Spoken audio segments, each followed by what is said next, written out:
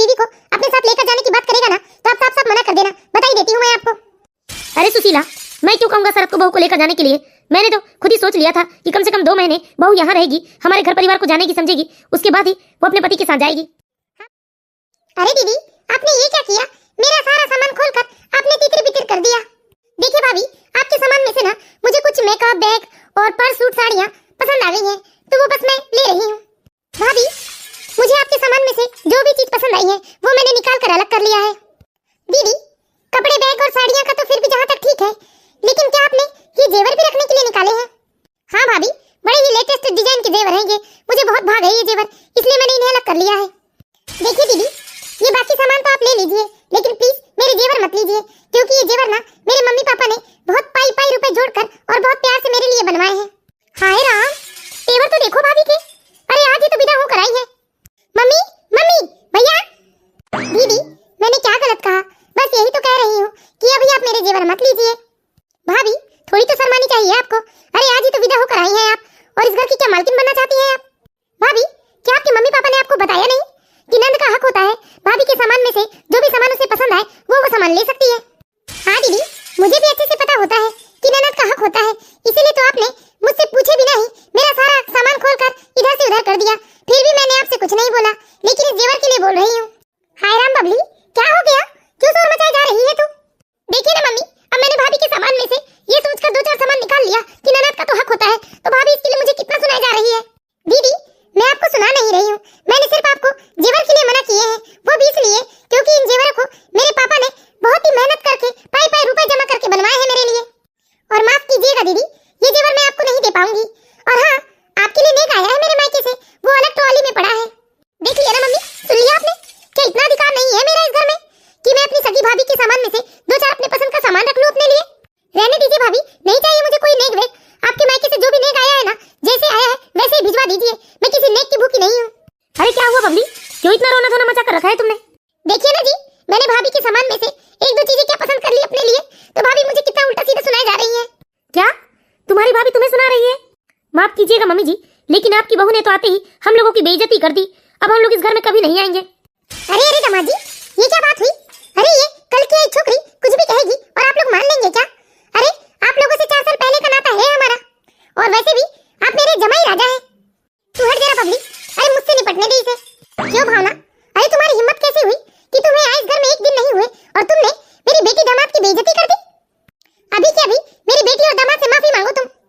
लेकिन मम्मी जी, जिया जी से तो अभी मेरी कोई बात नहीं हुई है, और मैंने दीदी से भी ऐसा वैसा कुछ नहीं कहा, सिर्फ मैंने इन्हें जेवर लेने से मना किया। अरे तो वही कह रही हूँ मैं, तुम्हारी हिम्मत कैसे हुई मेरी बेटी को रोकने की? और दामाद से नहीं कहा तो क्या हुआ? अरे बेटी की बेइज्जती हुई मतलब दामाद की बेइज्जती हुई। मैंने कहा अभी के अभी मेरी बेटी और दामाद से माफी मांगो, बस माफी मांगो, खड़ी क्या हो चुपचाप। लेकिन माँ, भावना ने ऐसी क्या गलती कर दी जिसके लिए आप उसे माफी मांगने कह रहे हैं? मैंने ऐसा वैसा कुछ नहीं कहा जी, मैंने सिर्फ दीदी को जेवर लेने से मना किया, इसलिए दीदी इतना हंगामा कर रही है। क्या मम्मी, आप अपनी बेटी को समझाती क्यों नहीं? ये कोई छोटी बच्ची नहीं है। सरस, ये क्या बोल रहा है? अरे मेरी बेटी अभी भी बच्ची है मेरे लिए। हाँ मम्मी, यही तो कह रहा हूँ मैं आपको। आपकी बेटी ना अभी भी अपने आप को छोटी बच्ची समझती है आपकी वजह से। क्या इसे इतनी अकल नहीं है कि किसी का सामान बिना पूछे नहीं छूना चाहिए? अरे ऐसा क्या मांग लिया उसने अपनी भाभी से? और वैसे भी वो कोई भीख नहीं मांग रही है। अरे सदियों से चला आया है कि ननद का नेक होता है कि वो भाभी से अपनी पसंद का कुछ सामान मांग ले। मम्मी, अपनी मर्जी से देना और अपनी मर्जी से निकाल लेना ये अलग अलग बात है, आप समझने की कोशिश कीजिए। यदि बबली को अपनी भाभी से कुछ चाहिए था तो अपने भाभी के कमरे में आने का इंतजार करना था। उसकी भाभी उसे खुद अपनी मर्जी से देती जो भी उसके लिए लेकर आई होगी। और भावना ने आपकी बेटी और दामाद से ना कोई बदतमीजी नहीं की है, इसलिए भावना माफी नहीं मांगेगी। वैसे भी मम्मी, भावना मेरी धर्म पत्नी है। अरे भावना की इज्जत मतलब मेरी इज्जत, और मैं अपनी इज्जत को कम नहीं होने दूंगा, और वह भी बिना किसी गलती के। हाय राम, मेरी तो तकदीर ही फूट गई। अरे इसके कदम घर में पड़ते देरी नहीं और इसने तो सारे घर में फूट डलवा दिया। और इस कल की आई लड़की के लिए, अरे मेरा अपना बेटा, मेरा खून, जिसे मैंने 9 महीने अपने कोख पे रखा, वो अपने भाई बहन जीजा और यहाँ तक माँ बाप के खिलाफ हो गया।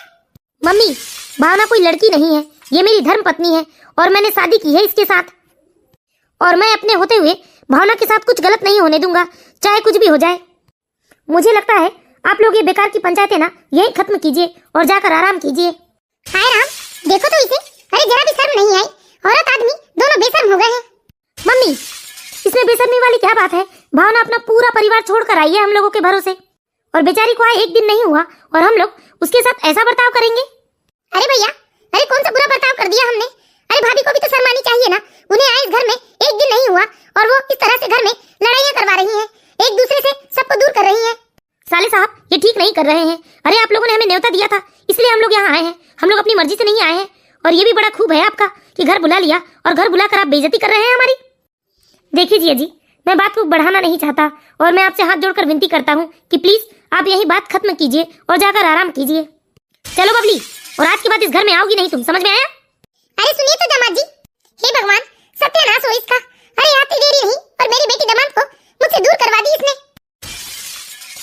शरद की माँ अपनी बेटी दामाद के साथ शरद के कमरे से तो चली जाती है, लेकिन पूरे 4 घंटे तक घर में बस भावना पुराण चलते रहता है। और आज ही के दिन से शरद और भावना से पूरा परिवार नफरत करने लगता है। मुझे माफ कर दीजिए जी, मेरी वजह से आज आपकी मम्मी और आपकी बहन नाराज हो गई, लेकिन मैं सच कहती हूँ, मेरी कोई गलती नहीं है जी। मैंने दीदी से ऐसा वैसा कुछ नहीं कहा। बेकार में आप अपनी मम्मी और दीदी के खिलाफ हो गए मेरी वजह से। देखो भावना, मुझे ना इससे कोई फर्क नहीं पड़ता कि कौन मेरे खिलाफ है। जिसे जो कहना है, जिसे जो करना है वो करे।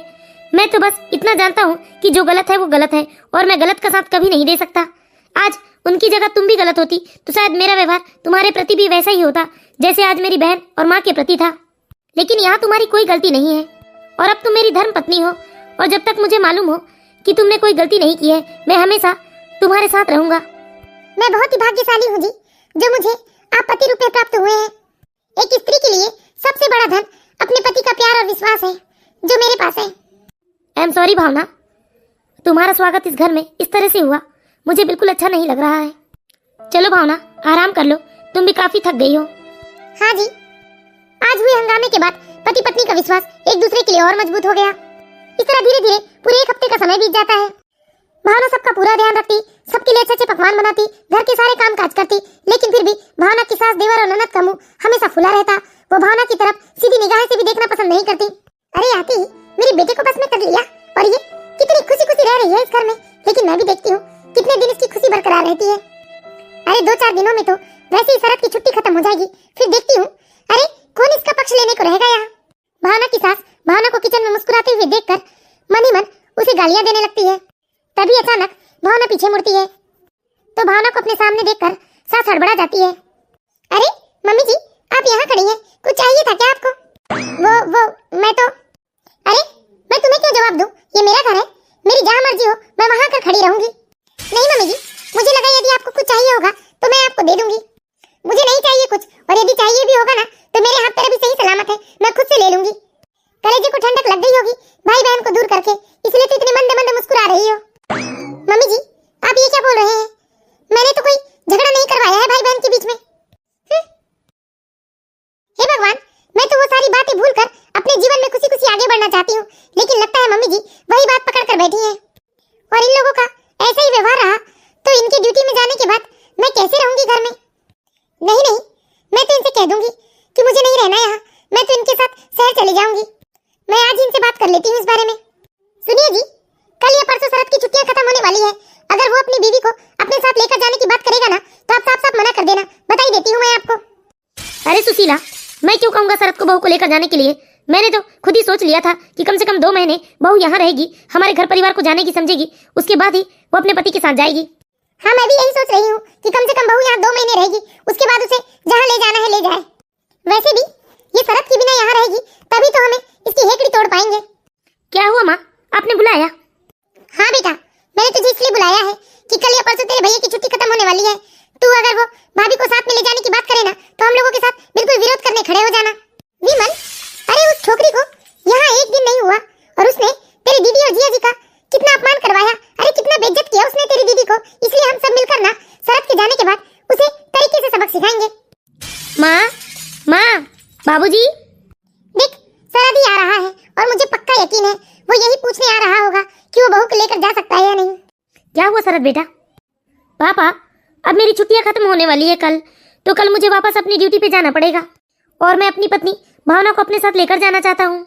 देखो बेटा, वैसे तो हमें कोई ऐतराज नहीं है, लेकिन बहू को आए कुछ ही दिन हुए हैं बेटा, कम से कम उसे 2 महीने तो ससुराल में रहने दो, उसके बाद तुम चाहो तो ले जाना। हाँ बेटा, ये सही नहीं है, नई दुल्हन को तुम अपने साथ लेकर जाओगे। हम वैसे भी उसे ज्यादा नहीं रोकते, बस तुम 2 महीने रहने दो, हमारे जो भी रस्म रिवाज है हम पूरा कर लेंगे, उसके बाद चाहो तो तुम ले जाना। इस तरह शरद के माता पिता ने भावना को अपने साथ ले जाने के लिए शरद को मना कर दिया, लेकिन शरद भी एकाएक अपने माता पिता के खिलाफ नहीं जाना चाहता था। इसलिए शरद अपने माता पिता की बात ये सोचकर मान लेता है कि 2 महीना तो यूं ही बीत जाएगा, लेकिन ये 2 महीने बेचारी भावना के लिए तो काल बन जाते हैं। हाँ मम्मी, 3 दिन बाद तो मेरी भी छुट्टियां खत्म हो रही है, 3 दिन के बाद तो मैं भी चला जाऊंगा। ठीक है बेटा, मैं सारा सूखा नाश्ता आज ही तैयार कर देती हूँ। अब देखो, शरद के जाने के बाद ना उस भावना की बच्ची का साथ देने वाला इस घर में कोई नहीं होगा, और अब तो मैं अपनी बेटी बबली को भी फोन करके बुला लूंगी, और इस भावना ने जितनी बेइज्जती की है ना मेरी बेटी की, अरे एक एक बेइज्जती का बदला लेने कहूंगी मैं बबली से। अब देखती हूँ इस भावना की बच्ची का कौन साथ देता है। अब तो मेरा बेटा यहाँ है नहीं, मैं अभी अपनी बेटी को फोन करके बुला लेती हूँ। उसने जितनी बेइज्जती की है ना मेरी बेटी दामाद की, अरे एक एक बेइज्जती का बदला लेंगे हम उससे। हाँ हाँ, ये कल की आई छोकरी मेरी बेटी दामाद की बेइज्जती की है ना, उसका बदला तो हम इससे लेकर रहेंगे। अरे बुलाओ बबली को फोन करके अभी के अभी।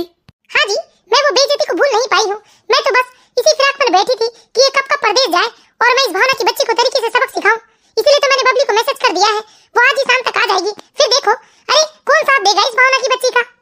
मम्मी, कल का इंतजार क्यों करना, देखिए आपकी बबली तो आज ही आ गई है आपके पास। अरे बबली बेटा, तुम्हें कैसे पता कि भैया चले गए हैं? मम्मी, मुझे तो कल ही पता चल गया था कि भैया जाने वाले हैं, इसलिए मैंने रात को ये सारी तैयारी कर ली थी, इस भावना की बच्ची को सबक जो सिखाना है मुझे। अरे इससे ना मुझे एक एक बेइज्जती का बदला लेना है, ऐसा सबक सिखाऊंगी कि दोबारा ननद के नाम से इसे पसीने छूट जाएंगे। अरे ओ नहीं तो क्या, इसीलिए तो मैं तुझे मैसेज कर रही थी। तो फिर इंतजार किस बात का मम्मी, चलिए ना, वो भावना किचन में है। हाँ चलो चलो। इस तरह भावना के पति के साथ जाते ही भावना की सास और ननद ने भावना को परेशान करना शुरू कर दिया था, और भावना के ससुर ने भी कोई कमी नहीं छोड़ी। जब भी मौका मिलता तो भावना के ससुर भावना को बार बार बेइज्जत करते, कहते कि उसे ना ही बोलने का ढंग है और ना ही वो खाना बनाना जानती है, और तो और उसके ससुर उसे यहाँ तक कह देते कि उसने अपनी डिग्री रुपए देकर खरीदी है। सास और ननद नए नए तरकीब सोचते भावना को परेशान करने का। हाँ मम्मी, आप चिंता मत कीजिए, इन्होंने मुझसे कहा है ना कि 2 महीने बाद मुझे ले जाएंगे यहाँ से। हाय राम, जमाना कितना खराब है। हाँ मम्मी, कोई एक एक घंटे तक ना जाने किससे बात करता है, अब हमें क्या पता सामने वाला कौन है।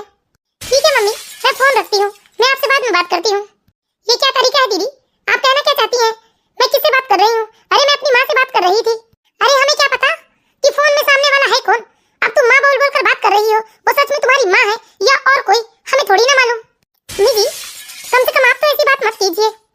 क्यों ना करूँ, मेरा बेटा तो परदेश में है, वो तो दिन भर अपनी नौकरी में बिजी रहता है, लेकिन तुम न जाने दिन भर किससे बात करते रहती हो फोन में। अब हमें क्या मालूम चलेगा कि फोन में सामने वाला कौन है, कोई दिखाई तो देता नहीं। मम्मी जी, मैं इससे बात नहीं कर रही थी, मैं सिर्फ अपने मम्मी या पापा से बात करती हूँ और किसी से नहीं। अब जाती कहाँ हो? अरे जाएगी कैसे नहीं, हमारी बातों का तो कोई जवाब है नहीं इसके पास। अब चोर चोरी करके सीना चोरी थोड़ी ना करेगा।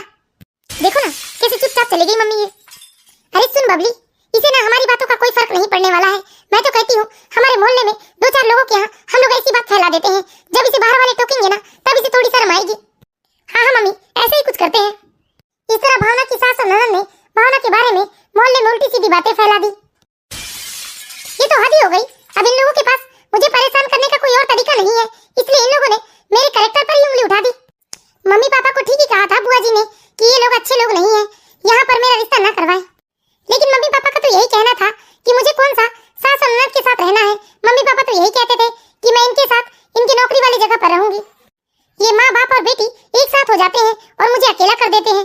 मेरी बातों का तो जैसे इस घर में कोई मूल्य नहीं। मैं तो सिर्फ इनकी वजह से चुप हूँ, क्योंकि इन्होंने कहा है कि मैं सिर्फ यहाँ 2 महीने बिता लूं, उसके बाद ये मुझे आकर ले जाएंगे। नहीं तो मैं इन लोगों को ना ऐसा मुंह तोड़ जवाब दूं कि ये लोग बस देखते ही रह जाएं। लेकिन मैं बवाल नहीं करना चाहती हूँ, इसलिए चुपचाप ये सब बर्दाश्त कर रही हूँ। इसी तरह हर रोज भावना की सास और ननद भावना को परेशान करते। एक दिन तो हद ही हो जाती है, जब भावना की सास ने भावना को बाथरूम में गर्म पानी रखने को कहा तो भावना बाथरूम में गर्म पानी रख देती है। हाय राम, मार डाला इसने, जला डाला मुझे, अरे मारना चाहती है मुझे जान से। अरे कोई तो बताओ मुझे, मार डाला इसने, अरे जला डाला इस बहू ने मुझे तो। पापा, ये तो मम्मी की आवाज है, मम्मी की आवाज तो बाथरूम से आ रही है। मम्मी बाहर आइए, क्या हो गया आपको? अरे क्या बताऊं बेटा, अरे जला दिया तेरी भाभी ने मुझे, मारना चाहती है वो मुझे, दुश्मन बन गई है मेरी। अरे लेकिन हुआ क्या है? अरे क्या बताऊं जी, मैंने कहा मुझे नहाना है, जरा गर्म पानी रख देना बाथरूम में, तो इस भावना की बच्ची ने खौलता हुआ पानी रखा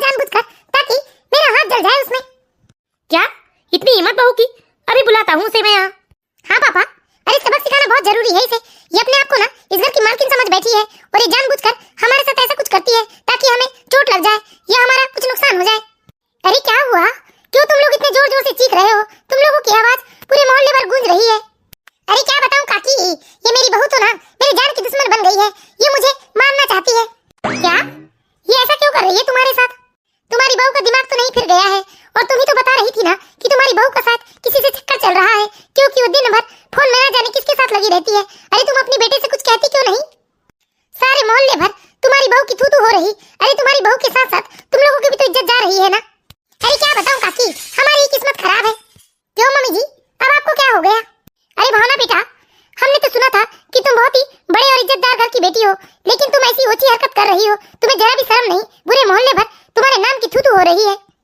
अरे एक बात कम से कम अपने माँ बाप के बारे में तो सोचा होता। तुम्हारी शादी को अभी 4 महीने हुए नहीं। अरे लोग क्या क्या बात कर रहे हैं तुम्हारे बारे में। देखिए काकी जी, जब अपने खुद दुश्मन अपने घर में ही बैठे हो तो बाहर वालों की तो छोड़िए।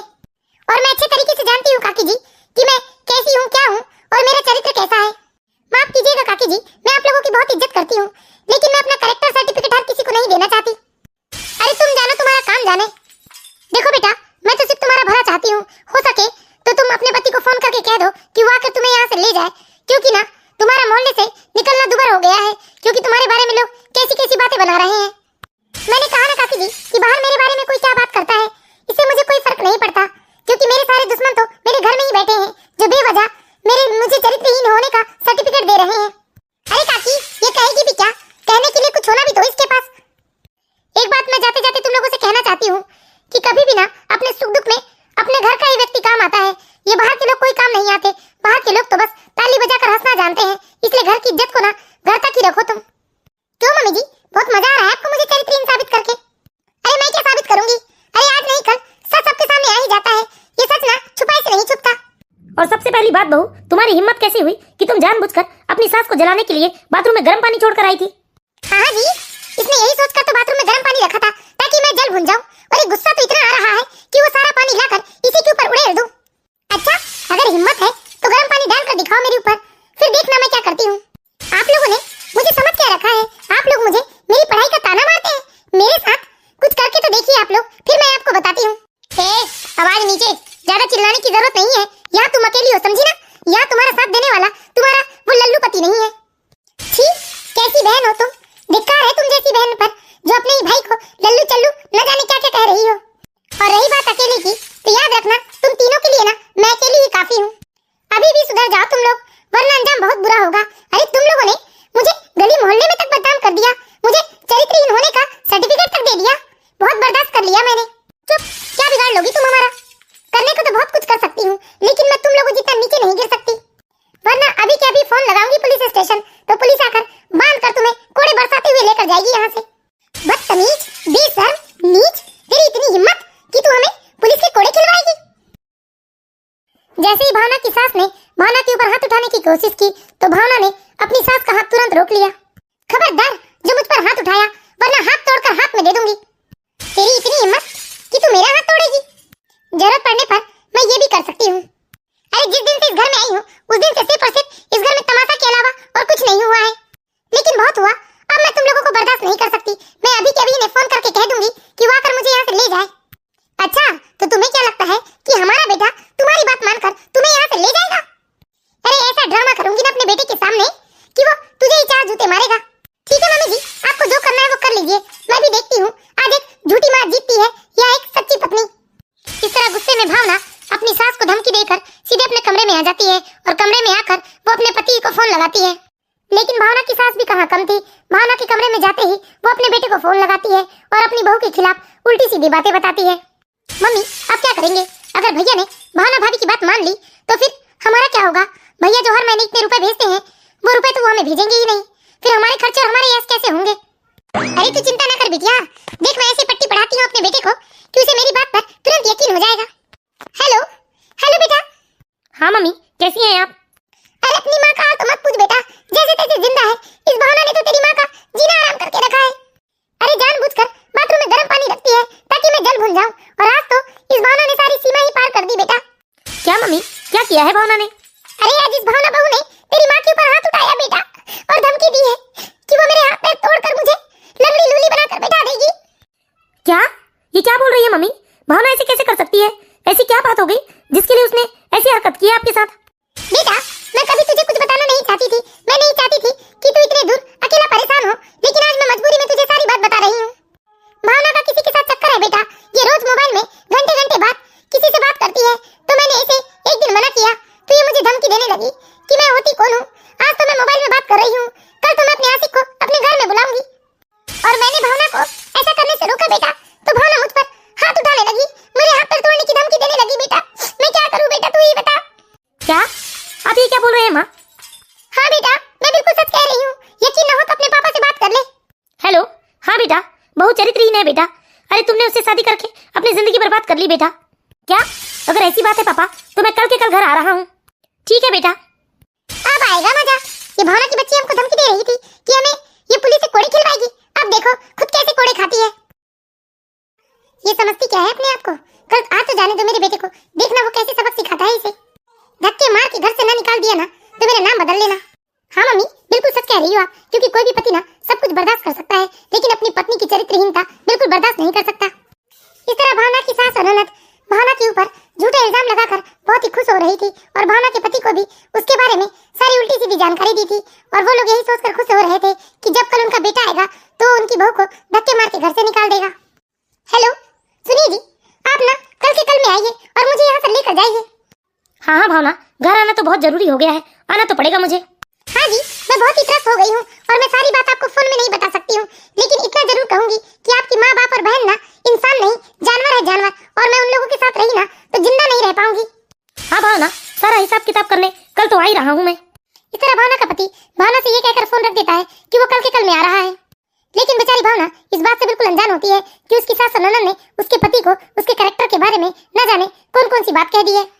और दूसरे दिन जब भावना का पति घर आता है, बेटा मेरा लाल आ गया बेटा तू, अच्छा हुआ बेटा तू आ गया, तू और देर करता बेटा तो तेरी पत्नी तो हमारी जान ही ले लेती। ये क्या माँ, भैया ने तो कुछ कहा ही नहीं और चुपचाप अपने कमरे में चले गए। अरे बबली, वो भावना के ऊपर लाते जूते बरसाने गया है, क्योंकि कोई भी पति चाहे अपनी पत्नी से कितना भी प्यार करे लेकिन अपनी पत्नी की चरित्रहीनता को बिल्कुल बर्दाश्त नहीं कर सकता। अब देख कैसे जूते बरसाता है वो तेरी भाभी के ऊपर। इस तरह भावना की सास ननद और ससुर बहुत ही खुश हो रहे थे ये सोच के कि उनका बेटा उनकी बहू को खूब मारेगा पीटेगा और धक्के मार के घर से निकाल देगा। लेकिन थोड़ी देर बाद भावना की सास ससुर और ननद बहुत ही आश्चर्यचकित हो जाते हैं जब वो देखते हैं कि वो भावना अपने पति के साथ बड़ी ही गर्व से अपना सामान लेकर अपने कमरे से बाहर आ रही है। अरे ये क्या बेटा, ये तुम अपना सामान लेकर कहाँ जा रहे हो? माँ, मैं भावना को अपने साथ लेकर जा रहा हूँ। क्या? अरे तुझे हमने यहाँ क्यों बुलाया था? और इस भावना ने हम लोगों के साथ इतना अत्याचार किया और तूने इस भावना को एक शब्द नहीं कहा, बल्कि अपने साथ सम्मान से लेकर जा रहा है तू। अरे धिक्कार है तुझ जैसे बेटे पर, जो ये सब कुछ जानते हुए कि उसकी पत्नी चरित्रहीन है, उसकी पत्नी ने उसके माता पिता के ऊपर हाथ उठाया, उसके बाद इसे तू गर्व से अपने साथ लेकर जा रहा। छी! बस बस कीजिए माँ, मैंने सोचा था कि मैं किसी का कोई अपमान नहीं करूंगा और चुपचाप अपनी पत्नी को लेकर निकल जाऊंगा इस घर से। मैं बिल्कुल भी अपने माँ बाप का अपमान नहीं करना चाहता था, लेकिन आप लोगों ने मुझे मजबूर कर दिया है। क्या कहा माँ आपने कि धिक्कार है मुझ जैसे बेटे पर? मैं कहता हूँ कि धिक्कार है आप जैसे माँ बाप पर, जिन्होंने खुद अपने बहू के बारे में उल्टी सीधी बातें फैला दी। अरे अपनी भोली भाली गंगा की तरह पवित्र बहू को बदनाम करने का एक मौका नहीं छोड़ा। अरे आप कैसी माँ हैं जो अपने बेटे की पत्नी को इस तरह से बदनाम कर रही हैं, उसे चरित्रहीन ठहरा रही हैं, और उसके साथ आप लोगों ने क्या कुछ नहीं किया, लेकिन फिर भी मैं चुप रहा माँ। लेकिन अब इससे ज्यादा मैं बर्दाश्त नहीं कर सकता, क्योंकि मैं जानता हूँ कि मेरी भावना बिल्कुल गंगा की तरह पवित्र है। अच्छा, तो तुझे इस लड़की का भरोसा है, हमारा नहीं। याद रखना बेटा, अगर तू आज गया इस घर से तो आज के बाद कभी लौट कर मत आना। वैसे भी माँ, जिस रिश्ते में मर्यादा न हो, प्यार सम्मान न हो, उस रिश्ते का टूट जाना ही बेहतर है। मैं भी यही चाहता हूँ कि आप ना हमसे रिश्ता खत्म कर ही दीजिए। तू ये क्या बोल रहा है बेटा? अरे तू अपनी माँ से बात कर रहा है। इस माँ ने तुझे 9 महीने अपने कोख पर रखा, तुझे कितनी कठिनाइयां सहकर इसने पाल पोस कर बड़ा किया, और आज तू अपनी पत्नी के लिए अपनी माँ को छोड़ रहा है। लेकिन पापा, मैं अपनी निर्दोष पत्नी को भी तो नहीं छोड़ सकता ना। अरे मैंने उसे ससम्मान उसके घर से ब्याह कर लेकर आया हूँ, तो क्या यही दिन दिखाने के लिए कि उसे चरित्रहीन साबित कर अकेला छोड़ दूं ताकि वो तिल तिल मरे? आई एम सॉरी पापा, लेकिन मैं अब भावना को 1 मिनट भी इस घर में नहीं रखूंगा। चलो भावना। अरे बेटा, अपनी माँ को ऐसे छोड़कर चला जाएगा क्या?